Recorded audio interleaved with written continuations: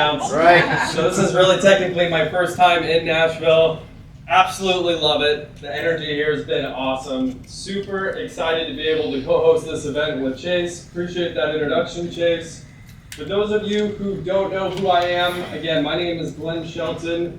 I am the founder of Lead Heroes and Hire Heroes, which we'll get into a little bit more of what those companies are and what they do.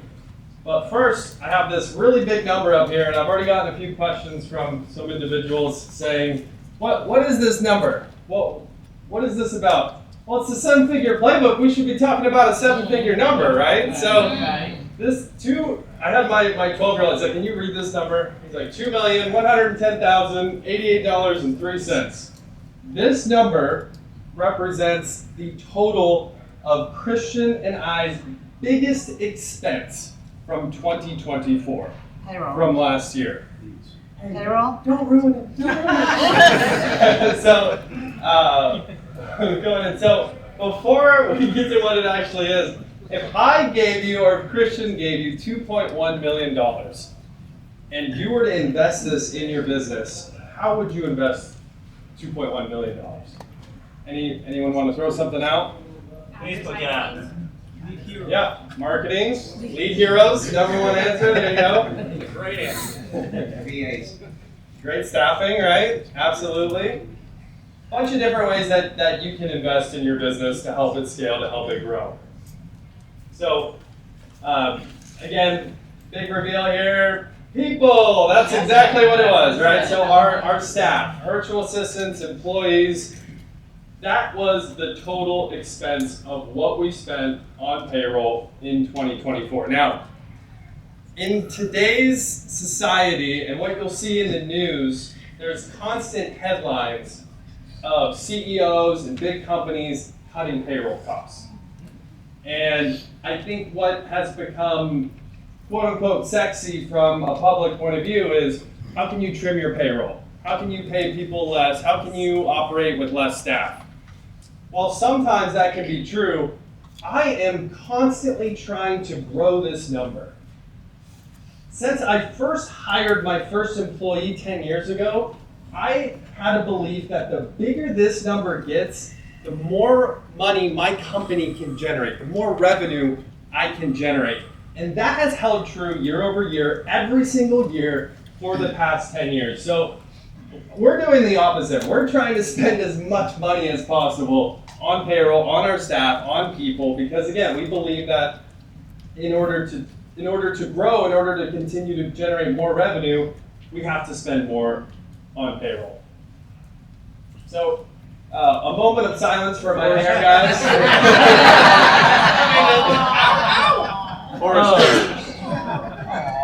I know. This is what. It's a side effect of working with Christian. It's just gone. It's automatically gone. The second I signed working with him, it's gone. So long time ago. This isn't quite 10 years ago, but I got started 10 years ago hiring my first employee as an insurance agent. I was an independent agent like many of you here today, or if you're watching on the virtual right now, you might be a one-man show. You might be the only person technically in your business. And that was me for the first 3 years that I was an agent. I was doing everything. I was calling the leads, I was handling customer service, I was running the appointments, writing the applications, calling the carriers, dealing with underwriting. And it just got to this point after trying to really grow as an independent agent, as a business owner, I couldn't do it all myself. And I was so frustrated. I mean, how many of you, show of hands, how many of you have gotten to that point at some time in your business where you're just so frustrated, you're like, there's got to be a better way, right? There's got to be a better way. Yeah. That was the wall I hit, where I said, I'm going to find someone who can come in and help with these tasks that I'm being bogged down with on a day-to-day basis. The number one thing for me was phone work, right? Inbound calls, setting appointments, right? Outbound calls, calling my leads, follow-ups. I was easily spending, at the time, 15 hours a week on the phone. And while technically, yes, setting an appointment to go sell insurance is leading to generating revenue, the actual task of setting an appointment wasn't generating any revenue for me. And that's where I had this moment where I'm like, I'm gonna just try hiring an appointment setter. That was the very first hire I made. And I tried hiring all over. I tried stateside, then I tried Jamaica, India, Pakistan, and ultimately the Philippines is where I found one of the best appointment setters that I had personally ever hired. Now, someone earlier mentioned books. They asked Christian, and he pretends to read books. I actually read books. I'm just kidding. Christian actually reads probably more than I do. But this was the book that inspired me to really hire my first assistant. So the title can be a little deceiving. A lot of times when I talk about the 4-hour work week, people are like, oh, you only want to work 4 hours? That is really kind of a clickbait title. You get into the book the principles of being able to operate your business without doing everything yourself. That is really the takeaway that I got from this book. It got the wheels spinning in my mind on how I could potentially run my company without doing it all myself. He has this really great story in the 4-hour work week where he's talking about a supplement company that he started, and he really wanted to take a break. He wanted to go on a vacation, and he couldn't wrap his mind around how he could stop working 80 hours a week. He was doing everything himself. The sales, ordering supplies, dealing with manufacturers, returns, and he just wanted to go to Europe for a couple weeks, and he didn't see how he could do it, even though financially he had the money to do it. So finally he said, you know what? I'm gonna go crazy if I don't stop working for a bit and take a break and go on a vacation. And he hired some key employees and he went on vacation, and that was kind of his moment. So I highly recommend this book if you guys want more information and you want to read kind of, again, the inspiration that I had 10 years ago. A lot of this is dated, but I think the principles are still really good in this book. I've given away dozens of copies over the years. So over 300 employees now today between my companies and Christian's companies, our companies together. Lead Heroes is our call center that's based out of the Philippines. Hire Heroes, this handles our virtual assistant, our staffing, Everything Senior Insurance, which is based out of Salt Lake, and then Seven Figure CRM and University and the Seven Figure Summit. We have over 300 employees all around the world that we're currently managing and we have on payroll. Now, I'm going to go over a couple reasons why you should consider hiring more people. Even if you already have a staff, maybe you don't have enough. Maybe you have one admin and you need another. Maybe you have 1 or 2 agents and you realize you need more because you have too much going on, again, that you can't handle all of it yourself. Saving your time. Chase kind of stole my thunder on this by bringing it up many times, but saving your time is a big one.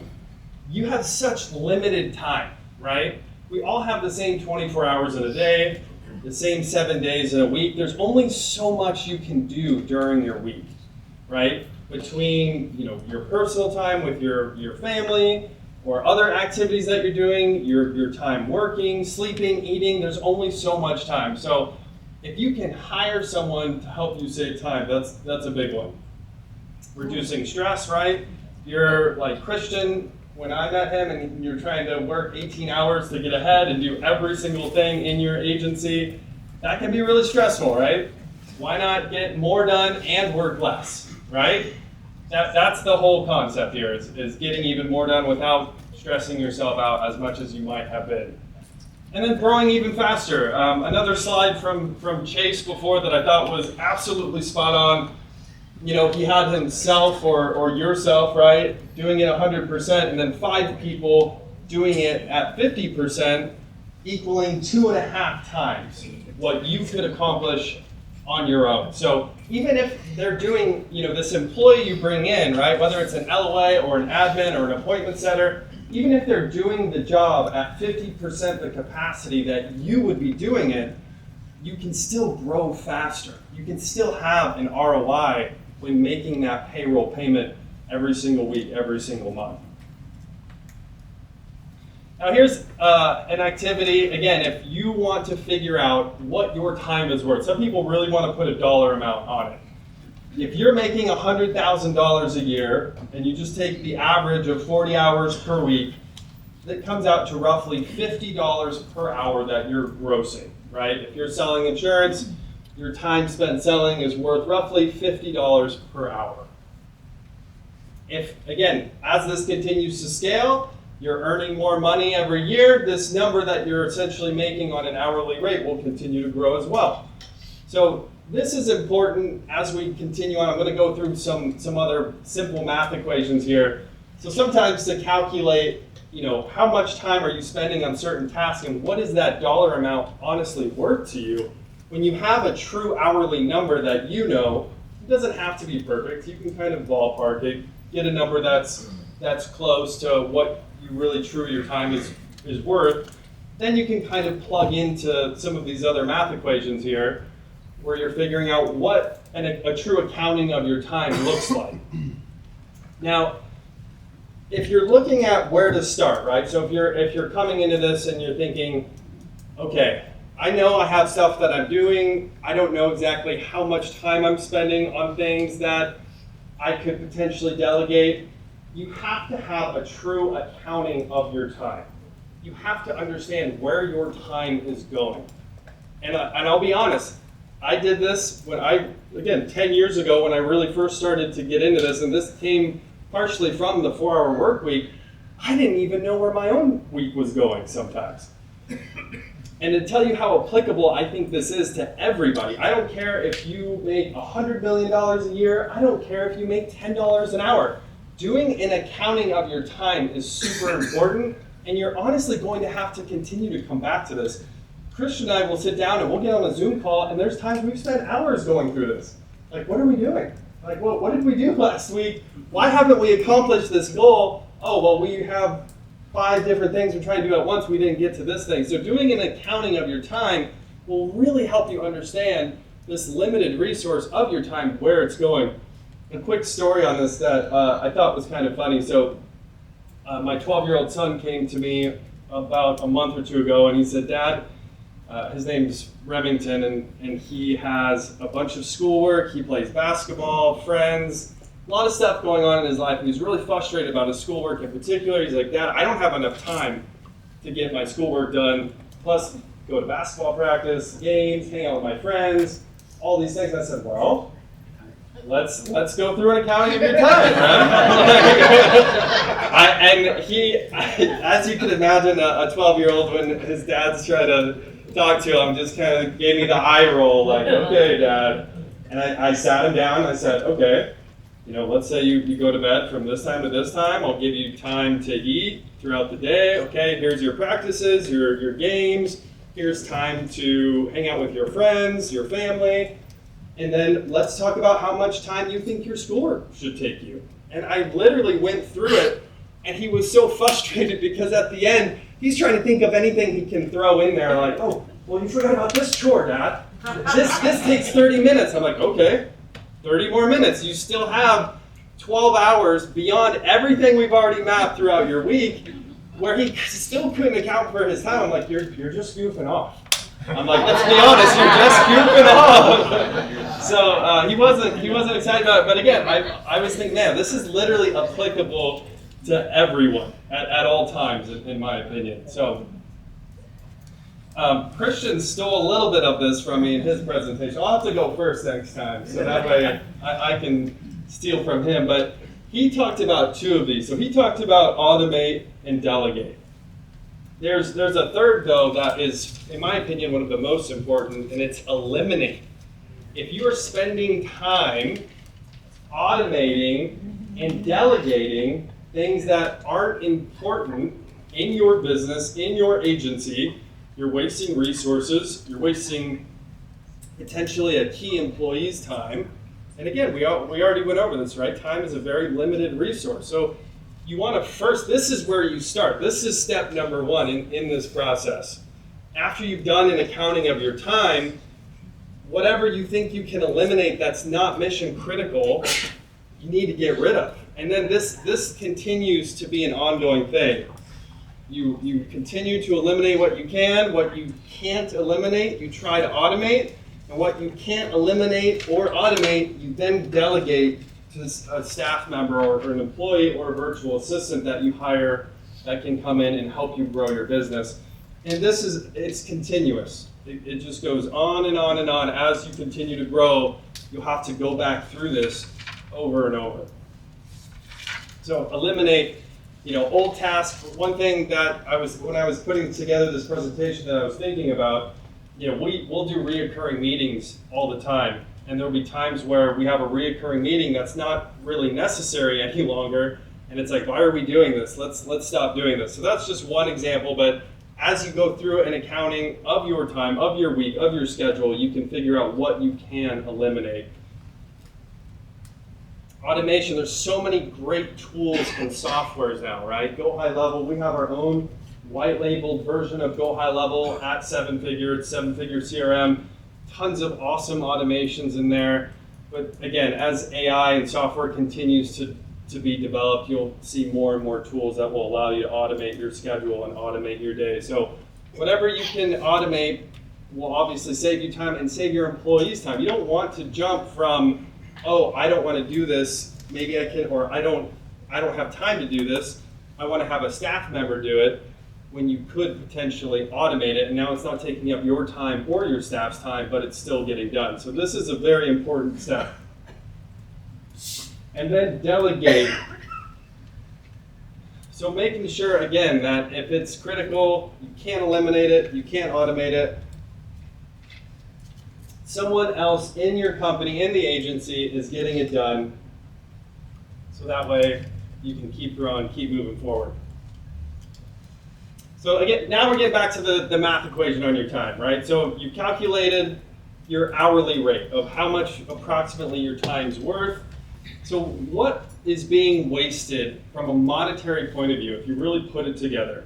How many hours a week are you spending on these tasks that aren't critical, that aren't generating you revenue, right? Low revenue or no revenue generating activities, and then just simply multiplying it by what your hourly rate is. So again, 100K agent, you're roughly generating $50 per hour that you're working on average.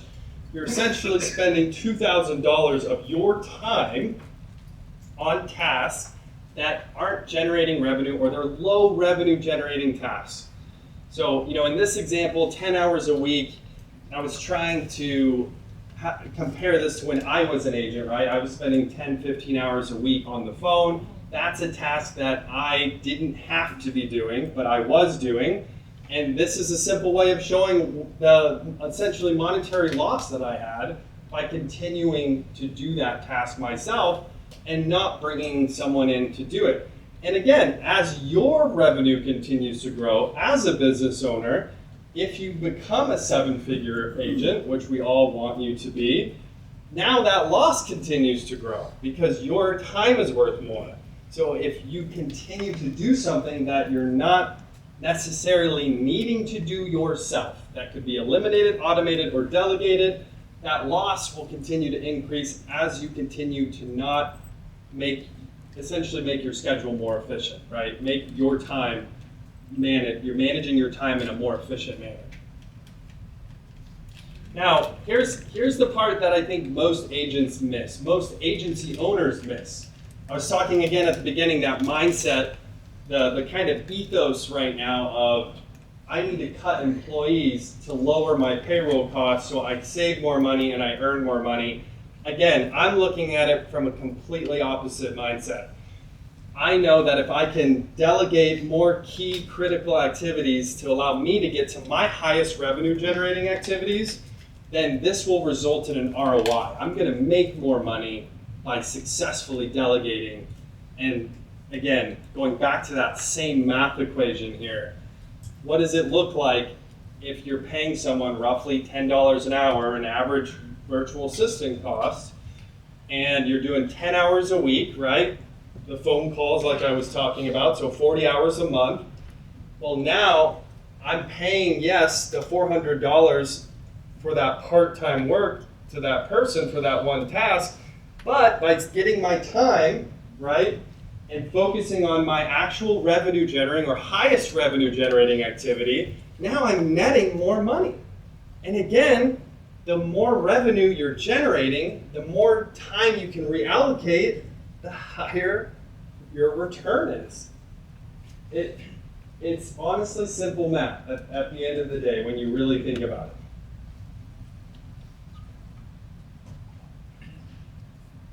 Now, this is a common question I get at Hire Heroes, especially our clients when they're reaching out. Glenn, I'm thinking about hiring an employee here locally. I know you guys have virtual assistants who can come in and handle things remotely. And there's this kind of pros and cons list that comes up where I'm talking to someone and we're trying to figure out what's the best fit for you, for your agency, right? So a physical location, we had this question earlier with Google My Business. What do you do if you don't have a physical location? Well, it's tough to hire someone physically if you don't have an office for them to come into. Obviously, I've seen agents before say, hey, I'm looking for an assistant. You're going to come work out of my home with me. That's an option, but not necessarily the best option, and maybe some employees don't want to do that. So physical location, you would need that for a local employee, a higher cost. Here's one of the biggest ones. When I'm talking to someone about what they think they would have to pay for a local employee, it's typically 2.5 times the cost I just went over, what an average virtual assistant is. How many people have seen a fast food restaurant at $20 an hour or more, right? The signs, yeah, exactly. I know that's where I'm at. In Oregon, I see signs where it's like starting McDonald's pay at $18, $19 an hour. So if you're trying to compete with essentially some of these entry-level jobs, you're going to have to at least be paying that much, if not more, to try to get someone to come into your agency, into your business. So you're going to pay more if you try to hire someone locally versus a virtual assistant. Taxes, again, W-2 employee, right? There's going to be payroll tax, potentially other taxes that you're going to have to pay for that employee. When you're working with a staffing company, or if you choose to hire an independent contractor, you hire a virtual assistant, you get to save on those taxes and you don't have to worry about that. And then a big one here, scalability, right? So being able to have a system in place where you can come back, bring someone else in. Hiring someone local can require a lot of work. It can be tougher to scale. You're having to put out job ads. Then you are scanning these resumes and you're scheduling interviews. Now you're interviewing these people. Maybe you do the second round of interviews with the people that you really like. Then you hire them. I mean, that process can take weeks, if not months, to bring someone in. Whereas if you're working with a virtual assistant or a staffing company, you have a system in place. You can go back to the well the second you need another person. Or if it's a position where you're going to need more than one person, it's easier to scale in that, using that same task, right? That's, hey, I need 10 people, all of them demand the phones. Easy to scale up. Now here's a big one, is how do I train a virtual assistant? A lot of people get concerned or they get lost in this idea because they think, again, I need to have this staff member, this employee, physically in my office in order to be able to train them. But the reality is, with all the technology and tools today, it's easier than ever to train someone that's not physically in your office. We do it all the time with all sorts of different positions at our different companies at ESI. So going through kind of a couple of key tools here. Obviously everyone knows Zoom. If you don't know what Loom is this really simple way of doing a self-recorded video on your computer. So whatever you have on your screen, it's essentially just an extension of your browser. You can click a button and just start recording yourself and going through what you have in front of you on your screen. This is one of my favorite tools, you guys, is Loom. Being able to go through it. I had a task recently where super repetitive. I'm going through and I'm editing scripts for some callers, and I realized that I had like 50 scripts I had to go through, and it was just super monotonous. I'm just going through, clicking, editing. I'm getting carpal tunnel literally trying to go through these tasks. And I'm like, this is stupid. I'm not doing this. I open Loom, I do a quick video of myself. Hey, this is what I'm trying to do. I've got to get through 50 more of these. Handed it off to someone, and just like that, it all got done without me doing any more of it. And it easily would have taken me probably another 10 hours of my time, because it was taking me about 15 to 20 minutes going through and editing these scripts. So being able to hand that off was huge. So highly recommend Loom. Obviously Zoom's another great one for live communication if you're wanting to have meetings, keeping up with your employees, doing interviews, any type of video communication. That's obviously one of the big ones. There's many other softwares just like Zoom that you can work with. Now written instructions. This is another big one. Obviously it's great to have a video, but I also like, for trainings, especially with a virtual assistant, I like to have it in multiple formats. So hey, here's a short video of me explaining the task. I might be going through it on the screen with them, but then there can also be a checklist or potentially a shared document like Google Docs where I'm going through the task again in written form with them. So now they have two different ways that they can consume this training. They can consume it through that video format. They can consume it through the written format. Again, some people learn better different ways. It's almost kind of a redundancy by having it in place. But I love having both whenever I'm trying to train a virtual assistant on a specific task. Checking in and reviewing work. This is the scene from Forrest Gump where he starts running. So the idea is like training wheels coming off, right? So a lot of times, again, you don't have to micromanage this person long term.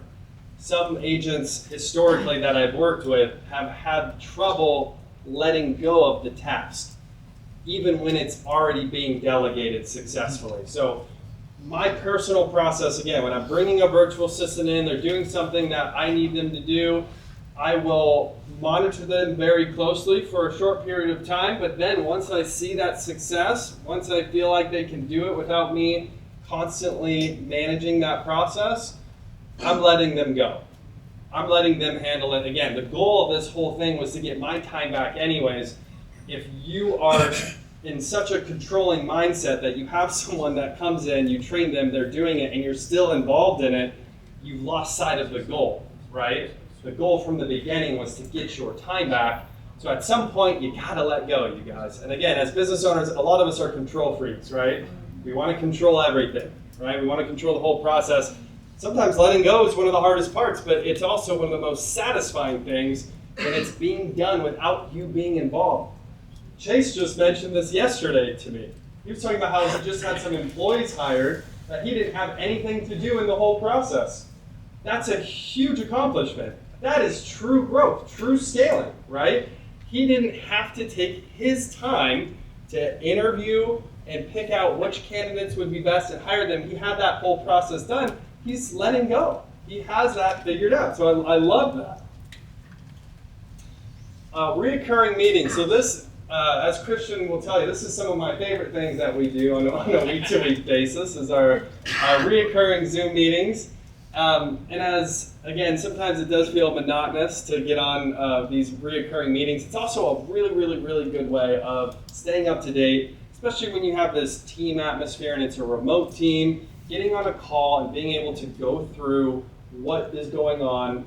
You've successfully delegated different parts of a project to different employees. We have 5 different companies, 300 employees all over the world. We can kind of get lost sometimes in the details, get lost in the weeds. So it's important for us to stay in communication. So I'm a huge fan of having recurring meetings. And what happens sometimes too, if it's super important, or if you have an employee that hasn't quite figured it out, sometimes you have to have those meetings on a daily or multi-weekly basis. Sometimes it's less important, or it's something that's further out and you're just having a once-a-month meeting. So you have to kind of figure out that cadence based on what you're trying to accomplish and what your goals are. But a great way of continuing to move your projects and your goals forward. Now here's another big one we get all the time, where, again, the mindset that of when an agent's coming to us and they're looking for help with staff, they're looking for a virtual assistant. What can a virtual assistant do?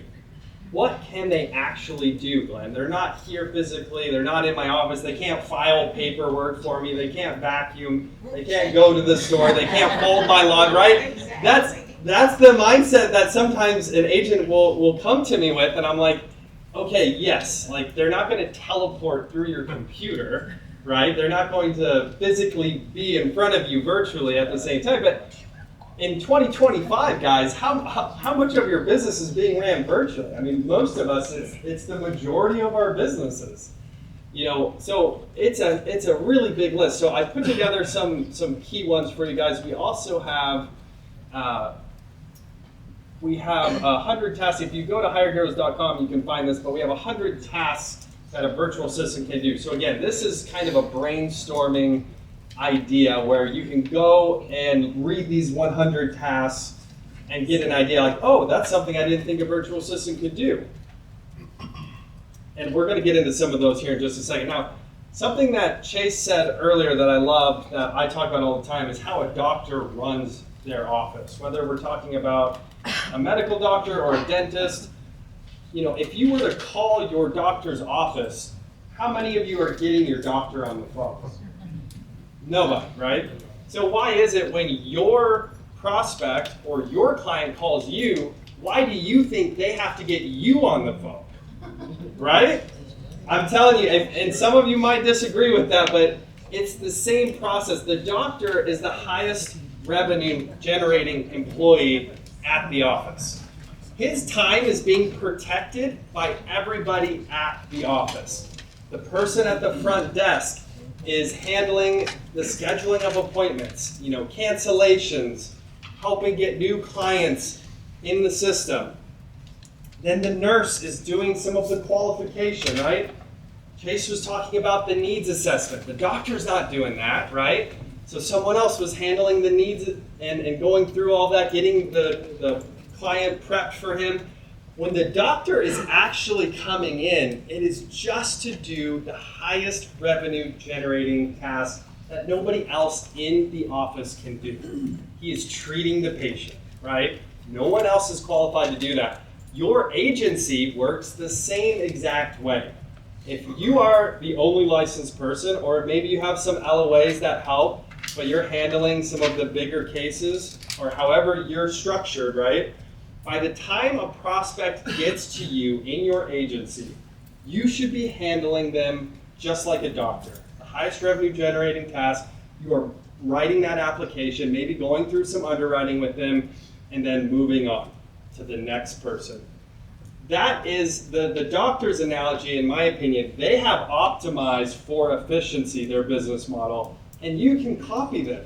You can 100% copy what they've done in your agency.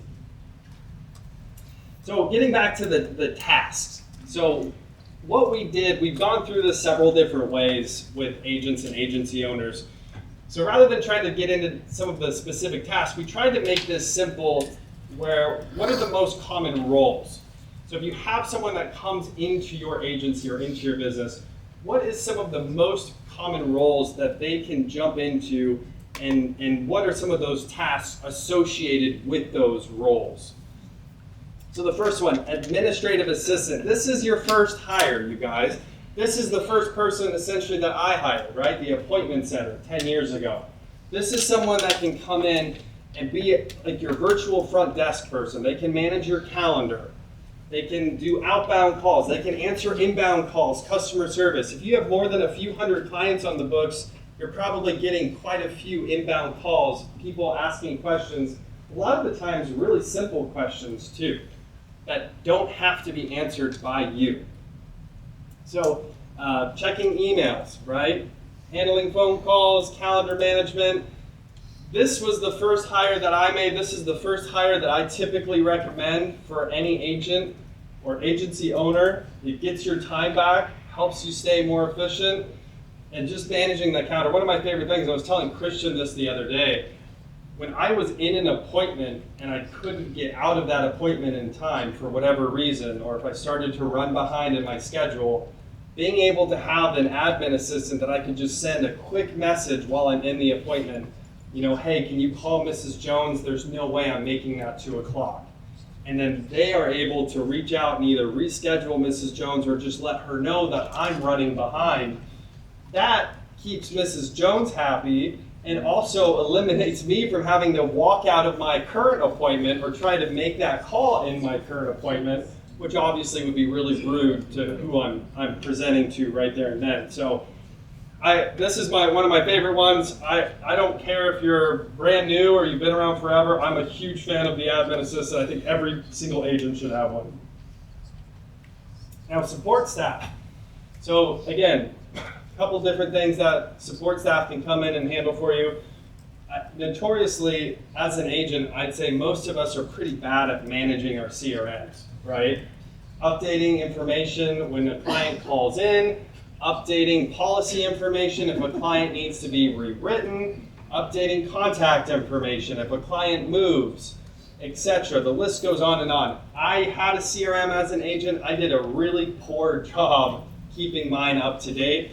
And when I finally hired that assistant, this is one of the things that they could do. Obviously, depending on your size of your agency, of your business, you might need to have this separate, right? You might have someone that handles the phones, and that could be a full-time job. And now you might have someone that's helping you with some of the, again, kind of the back end of the business, the bookkeeping, the data entry, and it's almost more of a support role. One big thing that we have, again, at Everything Senior Insurance at ESI is commissions. We have a big downline, we have internal agents, we have referral partners. So some of our bookkeeping and our commissions can be a big hassle. So having support staff who can help us with that is huge. Now here's a big one. Most of you are probably not utilizing social media as much as you possibly can to really market yourself, market your business, and market your agency. So again, by having someone who can help manage this for you, now you can be on several different platforms at once. Now you can make sure that you are commenting or that you're aware when someone sends you a message on a platform that you're not on very often. An example I'll give you is LinkedIn. For me, I'm notorious to not be on LinkedIn for a long time. I might not check LinkedIn for a while, and I might get a message from an agent who needs help. It saves me so much time, and I don't have to worry about this because I have an assistant who checks my LinkedIn for me and will essentially sift the bullshit from the people who actually are trying to get a hold of me and actually need my help. And there's a lot of that on LinkedIn. There's a lot of robots. There's a lot of people just cold pitching me in my DMs. But there's also some agents who genuinely want my help and need my help. So being able to have an assistant who can help handle that has been super helpful for me personally. So some of these were pulled from that 100 task list on Hire Heroes. I just wanted to go through, again, some key ones to try to help you guys think about what you could possibly have a virtual assistant do for you in your business. So, just kind of going through this list, they can help. And here's one of the big ones, right, is for us, at the size we are, managing other employees. Now, I was explaining this to an agent last night at Lead Heroes. By the time something gets to me, that's almost 4 layers deep at that point, because we have middle management, upper management, and then me. Because essentially, again, to protect myself, to protect my time, I've had to build in these layers of management, and you can do the same thing. You can do the same exact thing as your business continues to grow. When you get to 7 figures, guys, you're going to have layers to this. If you're just an independent agent, you might not need to manage other employees yet. That might be a key task that you're going to handle. But as you continue to grow, you're going to have direct reports that come to you, and then they're most likely going to be managing other employees. That's been a big one. That's been a learning experience, but something that's key to our growth at ESI. Some other great ones. I mean, we have the Seven Figure Medicare Summit every year. Tons of planning that goes into that event. We have several virtual assistants that help with that. client referrals, retention, and the list goes on and on and on. They can, yes. They can't write those policies and they can't make any recommendations directly to the prospect, but again, they can do that for you and pass that information along to you. That's a big one, especially for a time saver. Yeah. I want to go through a few common mistakes that agents and agency owners will make when working with a virtual assistant. So poor communication. Whenever someone hires someone, again, from Hire Heroes, or if they're having a problem, they hired someone somewhere else and they're coming to me and they're saying, Glenn, I don't understand why this isn't working. And I'm kind of troubleshooting it, right? Just like a broken car. I'm trying to figure out what happened. This is almost the number one thing why that employee didn't work out. The agency owner or the agent is thinking that this assistant can just read their mind, right? I hired them, I'm ready to pay them, why can't they just do what I want? Well, if you're not communicating, I talked about some of the ways that I communicate with my team. I'm doing videos, I'm putting it in written format, there might be spreadsheets, there might be checklists. I'm trying to over-communicate. I'm communicating on multiple different levels because I know how important this is for them to understand what I need them to do. So communication is really everything. SOPs, standard operating procedures. Again, that's kind of written communications, making sure that you have a process in place that you know that works, that you know has worked with maybe other employees or you've done it yourself and you're ready to delegate this to someone else. So having SOPs in place is a big one. Patience is a really big one too, you guys. Sometimes it just takes a little time. Christian's had this, I think, with some of our employees as we've merged, where it's like, why isn't this being done? Why did this get done incorrectly? Sometimes it just takes a little patience, and you have to work with them, almost like you're molding clay, right?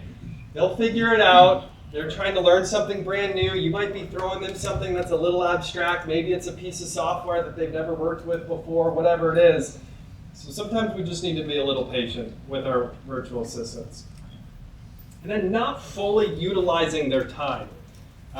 There was someone in the industry that I had worked with for a long time, and they had a virtual assistant they were using from us, and they came back to me and they were like, yeah, it's just not working out. And I'm like, well, what happened? Like, tell me, I want to understand. Where did we go wrong here? What happened? And essentially, they were just giving them a task that didn't require much time. It was a very small task. So, if you're taking an employee on, whether it's 10, 20, 30, 40 hours a week, and you're giving them a task that's only 5 hours a week, you need to fill their time that you're paying them, right? Otherwise, you're wasting their time, you're wasting your money, you're wasting your own time with that person. So making sure that you're utilizing 100% of their time, right? Otherwise, it's just a waste all the way around. So that's another common mistake. Again, I kind of already talked about this. Chase talked about this as well. I call it the 80% rule. If someone can do it as well as you can up to 80%, delegate it, get rid of it, move on. Appointment setting, for me, again, going back to that analogy as an agent, I thought I was a pretty damn good appointment setter, to be honest. I thought I could call a lead, set an appointment. I thought I was better than average. There were several nights I remember walking out of the office being like, damn, I just set 15 appointments in 90 minutes. Like, how many people can do that? Now, when I hired an appointment setter, they were not me. They were not setting appointments at the level that I was. Not only that, but the appointment is being set by someone else. So when I show up, that person doesn't even know who I am, right?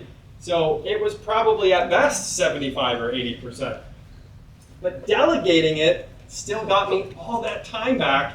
And I was spending an extra day and a half in the field selling, and I watched my revenue go up immediately once I had this system in place. So this is super important to keep in mind as you are working with your staff, with employees, with a virtual assistant.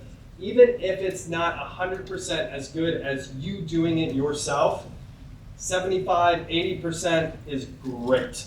I'm more than happy to delegate a task at that level. If it's a 75, 80% as good as myself doing it. So I'll kind of end with this quote here that I saw that I really liked. If you don't have an assistant, you are the assistant.